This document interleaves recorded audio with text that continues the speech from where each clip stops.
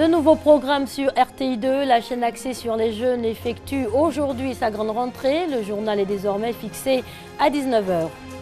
On parlera des violences exercées contre les femmes. Le combat contre ces pratiques se heurte au silence des victimes. Votre dossier à suivre ce soir. Le 5 décembre 2013, Nelson Mandela, l'icône de la lutte anti-apartheid et premier président noir de l'Afrique du Sud, décède à l'âge de 95 ans. Ce sera l'éphéméride. Bonsoir à tous et merci de vous informer sur RTI2. Le JT est désormais fixé à 19 h. Le rendez-vous de l'information sur RTI2, comme vous le constatez, change d'horaire. De nouveaux horaires, mais aussi de nouveaux programmes sur RTI2. La chaîne effectue aujourd'hui sa grande rentrée, de nouvelles productions avec de nouveaux animateurs. Tous les samedis, à partir de 19 h 15, du 100% coupé décalé avec Serge Benoît, du 100% Zouglou avec Éric Patron, vendredi 20 h 30, du 100% reggae avec Kajim, samedi 21 h 15, du 100% hip-hop avec Ozone Afrique Bamba, samedi 15 h 30 et enfin du 100% zouk tous les vendredis à 22 h 30. RTI2, nouvelle formule, c'est aussi le retour d'Expression Jeune, jeudi à partir de 21 h. La rentrée pour les quotidiennes se fera après celle-là. Violence domestique et conjugale, mariage précoce et forcé, harcèlement sexuel, traite et prostitution. On parle ce soir des violences exercées contre les femmes. En Côte d'Ivoire, 578 cas enregistrés pour l'année 2016. Le combat contre ces pratiques se heurte au silence des victimes traumatisées et très souvent, elles sont tiraillées entre souffrance et crainte. Le dossier est signé Fatou Fofana. Viol, agression sexuelle, agression physique, mariage forcé. Une femme sur 3 en a déjà été victime dans sa vie. Aucun continent, aucune classe sociale n'est épargnée. En Côte d'Ivoire, on a enregistré en 2012 2646 cas, en 2013 1780 cas et cette année 2016 578 cas de violences basées sur le genre. Ce sont là les chiffres officiels, mais en matière de violence envers les femmes, le silence règne en maître absolu. C'est un jour en quittant l'école, il y a un monsieur qui a fait semblant d'avoir des difficultés et qu'il avait besoin d'aide. Et moi aussi j'ai essayé de l'aider, il m'a poussé en même temps dans le noir et puis il a essayé d'abuser de moi.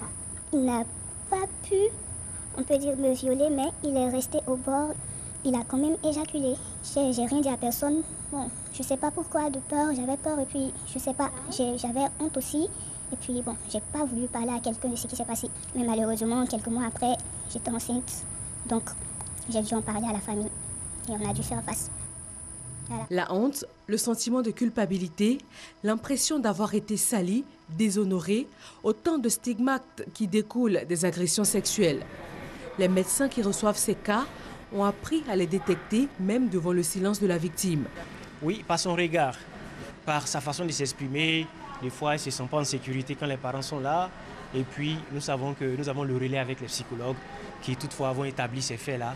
Donc, nous n'insistons pas trop de peur de la mettre en difficulté par rapport à son foyer et à son entourage. Quand il s'agit de violences conjugales, on ose encore moins élever la voix.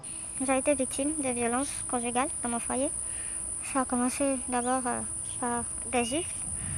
De peur de gifles, on se dit que ça ne va pas se reproduire, on se convainc soi-même, on reste. Alors après, ça devient le coup de poing, après c'est devenu le coup de poing, la ceinture, la chicotte et tout. Mais le déclic, la prise de conscience a été le jour où ça s'est passé devant ma petite soeur qui était chez moi à la maison.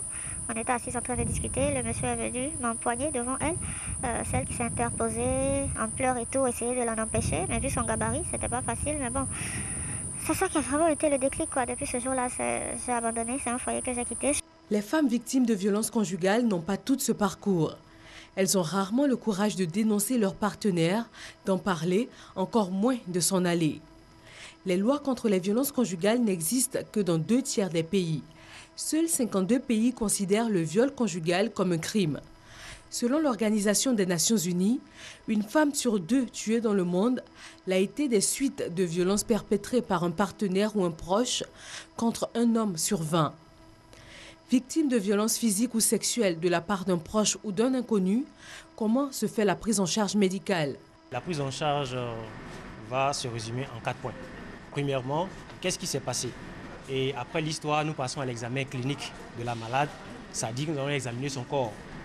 Et après quoi, nous allons faire la prise en charge clinique, la prise en charge médicale des lésions que nous allons trouver. Nous pouvons même aller jusqu'à la transfusion sanguine si elle a saigné beaucoup. Nous pouvons aller jusqu'à une intervention chirurgicale pour suturer des lésions. Et une fois que c'est fait, nous allons demander une prise en charge psychologique de ces patientes-là à l'Institut national de santé publique. Après ces différentes étapes, reste encore l'aspect juridique ou légal. Faut-il ou non porter plainte? Tout est question d'information. Il faut que les populations soient suffisamment sensibilisées pour faire la part entre ce qui relève du secret et ce qui peut être divulgué. L'un des principes dans la prise en charge, c'est le consentement éclairé de la victime. Et donc, une fois que nous l'avons reçu et que nous l'avons écouté, nous donnons les conseils nécessaires. Et c'est sur la base de ces conseils-là que la victime va dire « Moi, j'ai été victime de violences conjugales, c'est mon époux, mais je veux qu'il soit poursuivi devant un tribunal. » C'est en ce moment-là que nous l'accompagnons dans cette démarche. Elle dit que moi, c'est mon époux, je ne veux pas qu'on le poursuive, je veux seulement bénéficier de soins. Nous la référons vers un centre de santé. Si vous savez, porter plainte et puis suivre toute la procédure n'est pas tout à fait évident pour quelqu'un qui vient d'être victime de violence. Donc nous avons l'appui à la prise en charge juridique et judiciaire. Dire stop à l'impunité, un point primordial pour mettre fin aux violences envers les femmes. Le ministère de la Promotion de la Femme, de la Famille et de la Protection de l'Enfant en est bien conscient. Vous voyez, les violences domestiques institutionnelles sont des violences silencieuses, pernicieuses, qui font beaucoup plus de mal à la victime que des violences dites ouvertes et bien connues dans les pratiques. Alors la lutte contre les violences basées sur le genre se mène de plusieurs manières. Ici au ministère, nous avons dans un premier temps un axe que nous consacrons à la prévention. Aider les communautés à dénoncer, les aider à porter plainte et puis faire en sorte que la victime ou les survivants soient pris en charge de façon totale et adéquate. La Journée internationale pour l'élimination de la violence à l'égard des femmes a été célébrée ce 25 novembre. Pour la 26e édition cette année, la campagne nationale des 16 jours d'activisme de lutte contre les violences basées sur le genre court jusqu'au 9 décembre. Avec en Côte d'Ivoire des slogans comme « Mobilisons-nous et brisons le silence » ou encore « La femme n'est pas un tam-tam, ne la bats pas ». Elle n'est pas un tam-tam, faut pas taper sur madame. Elle n'est pas un tam-tam, faut pas taper sur madame. Et toujours au chapitre des violences basées sur le genre, en bref, en Égypte, la mutilation sexuelle reste pratiquée malgré son interdiction. Le pays durcit le ton. Désormais, les contrevenants ne risquent plus jusqu'à 2 ans de prison, mais plutôt jusqu'à 15 ans de prison. L'excision, ablation partielle ou totale des organes génitaux externes féminins est une pratique qui, selon la coutume, est censée purifier les femmes afin de les prémunir contre la tentation sexuelle. On va s'intéresser à présent aux enfants en situation de handicap intellectuel. La promotion de leurs droits était à l'honneur. Ils étaient 200 à participer à un événement organisé par la plateforme des centres spécialisés. Il s'agissait surtout de montrer au grand jour ces enfants capables notamment de produire, comme les autres enfants, des œuvres artistiques. Malika Koulibaly. D'environ 200 enfants de 3 à 15 ans brandissant des pancartes. Ces gamins, ce sont les enfants en situation de handicap intellectuel. Occasion pour eux de s'affirmer aux yeux du monde qu'ils sont capables de produire des œuvres artistiques comme les autres enfants. J'ai commencé par laver. Après, j'ai relavé encore. Et oui, et puis après, la maîtresse Binta a mis la peinture dans la bolle. D'accord. Et on a mis le sable dedans pour bien étaler. D'accord. Après, j'ai laissé chercher. Sécher. Et après, j'ai mis dans la bouteille. Promouvoir les droits des enfants en situation de handicap intellectuel et changer le regard de la société vis-à-vis d'eux sont entre autres l'objectif de la plateforme des centres d'éducation spécialisés, en abrégé CES du district d'Abidjan. Nous faisons la sensibilisation ce jour pour permettre à la population de connaître. Parce que quand on comprend et qu'on connaît, on a plus d'ouverture par rapport à certains phénomènes. Pour que ces enfants soient mieux compris et mieux acceptés et puissent participer pleinement à la vie de la société ivoirienne. Une manifestation placée sous le thème « La conscientisation des populations en faveur des enfants en situation de handicap intellectuel ». Tout au long de la cérémonie, les enfants ont fait montre de leur talent dans divers domaines musicaux. En bref, une fausse ambassade des États-Unis au Ghana pendant plus de 10 ans. Elle a délivré illégalement des visas. Porte close désormais pour la fausse institution qui vient d'être fermée après une opération conjointe des responsables du département d'État américain et la police locale. En images, les modes passent, la danse classique indienne perdure. Les danses classiques indiennes ancrées dans la mythologie hindoue ont toujours pignon sur rue à New Delhi. Les adolescents sont de plus en plus nombreux à s'intéresser à cet art ancestral né dans les temples de l'Inde il y a plus de 2 millénaires. Pour votre éphéméride, on s'intéresse ce soir à l'année 2013. À ce jour-là, le 5 décembre, un grand homme part pour le voyage sans retour. Nelson Mandela, cette icône de la lutte anti-apartheid des premiers présidents noirs de l'Afrique du Sud, décède à l'âge de 95 ans. Ce lundi 5 décembre marque le 3e anniversaire de son décès. Votre éphéméride avec Franck Quadio.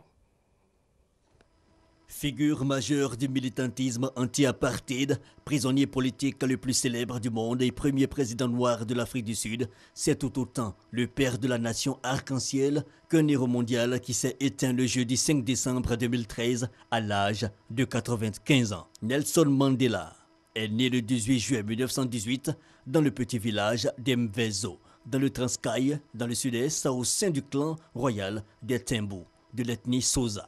Son père l'avait appelé Rolilaha, qui signifie en Xhosa fauteur de troubles. Mandela va très vite montrer son aptitude à la rébellion. Il poursuit ses études à l'université de Fort Hare dans le sud, jusqu'au moment où il est exclu pour cause de conflits sur l'élection de représentants d'étudiants. Apprenant alors que sa famille le promet à un mariage arrangé, Nelson Mandela s'enfuit à 22 ans à Johannesburg. Le jeune homme, amateur de femmes et de boxe, découvre ce qu'est véritablement la ségrégation dont sont victimes les gens de couleur. Il y rencontre le militant anti-apartheid Walter Sisulu, qui devient son mentor et le fait entrer en 1944 au Congrès national africain, ANC. En juin 1961, il fonde la branche armée de l'ANC, Umkhonto we Sizwe, le fer de lance de la nation en Zoulou.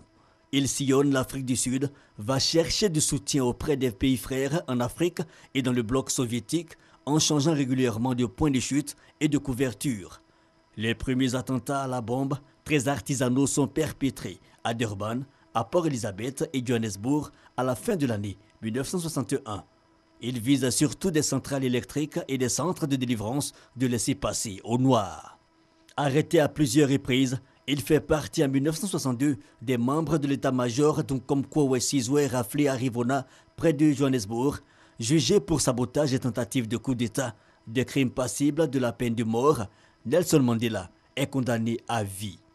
Il passe 18 de ses 27 années de prison dans le bagne de Robben Island, une petite île au large du Cap.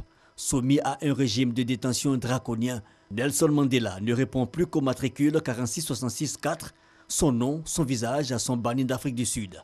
Derrière les barreaux, il devient le symbole de l'oppression de son peuple, tandis que le monde entier appelle à sa libération et le régime de l'apartheid est mis au banc par la communauté internationale.